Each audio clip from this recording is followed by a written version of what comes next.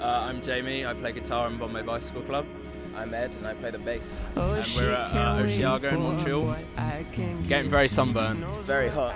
I think you can see we're sweating now. I got my swass on. It's sweaty arse syndrome, I think. That's it. I've got shorts as well, but I think wearing shorts on stage isn't a good look. No. Sorry. No, Sorry guys. It's cool. I don't think it's a good look, but... It's a good look if you're not on stage. On stage, Because you you can see our pale little legs like jumping up and down. We've been touring kind of on and off for the last year actually. We started last September, we did a tour with Two Door Cinema Club. We played at Club Soda in Montreal on that tour, and we've pretty much been doing it on and off since then around the world. Oh yeah. Cool house. Yeah. Yeah. That place is a weird venue. When we played there, it's like right next to that giant nightclub called Government, and like in the backstage area they had all these people being like led through that had been like in fights in the club and stuff, and they were just like crying girls, so that was a bit weird. But I mean, we did our first kind of really big sort of North American tour for the first time in February and March, and that was like 6 weeks, and I think we kind of felt like if we could get through that we could get through anything really. And we did a kind of 10-day stretch in Canada starting in Vancouver, and this was in the middle of February, so like we got stopped by avalanches and had to like postpone shows, and yeah.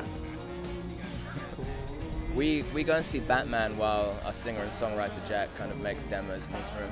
He writes on the road pretty consistently, and there's some new stuff for the new album now, which has come out touring. He wrote a few songs in a Columbus hotel room last week, which are good. Are you guys playing any of that, or is that going to be worked out? Yeah, we're playing 2 new songs in the set at the moment. Not actually today, because it felt like too big a stage for them to be played. Play the hits. Yeah, exactly. You've only got 40 minutes as well, and it's not that often we come over here, so. Biggie. Yeah. Yeah. Biggie. Yeah. Oh no. No, I haven't listened to that much Tupac, so it's straight onto the Biggie. He's just got bigger tunes. I remember one of the first tours we did, I just bought Ready to Die, and that was like our tour CD. It's the classic scenario of like middle-class white indie band driving around listening to Biggie. I've been listening to a lot of Bruce Springsteen recently. He's someone that I didn't really get until a couple of weeks ago, and then it just clicked for me, and I was like, wow, I've kind of been missing out. Yeah. New or old? Old. Louis, who plays keyboards for us, is a huge fan, and he gave me Born to Run and kind of like the old stuff. It's incredible. Yeah.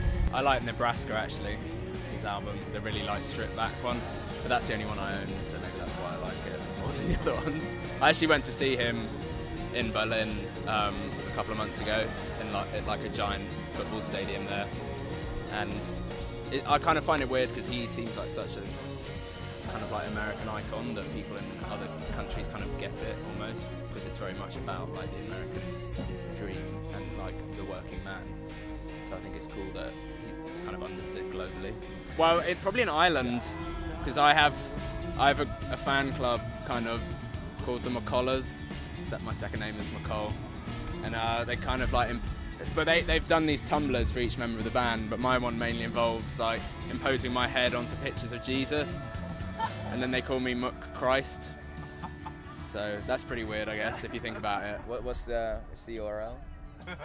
I don't know. I think it's MacCollers. I think it's Tumblr for. And Ed's one is called the Ed Nash Wardrobe Appreciation Society.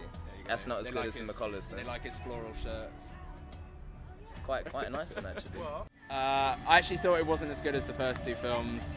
I thought it felt too much like standard Hollywood fare. I think it had too much to do, and I didn't like. It had to tie everything up at the end in a way that I thought was a bit cheesy. Yeah, it was an enjoyable night out at the cinema. If you're gonna go see it at the cinema. It's the perfect big blockbuster film to watch. A lot of babes, a lot of fighting, explosions, things like that. Hey, we're here with Sidewalk Hustle at Osheaga Festival. And we're Bombay Bicycle Club.